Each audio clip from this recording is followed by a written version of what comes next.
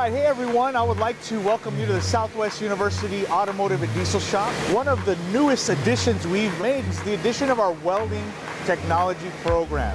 Whether you're looking to get into construction, engineering, fabrication, or anything in between, we've got you covered. We're about to go on a virtual tour inside the welding department. So come on.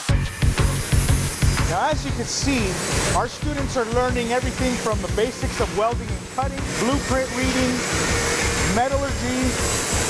Our students are trained on fabrication processes, as well as structural welding and pipe welding. Each one of our welding stations is equipped with the air evacuation.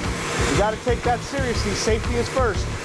We also have Miller and Lincoln welders, as well as MIG, TIG, stick, and arc. This is the advanced section of the welding department. And as you can see, we have some of our advanced level welding students in action. Our students don't waste any time gaining the skills and fundamentals they need to be successful in today's welding industry.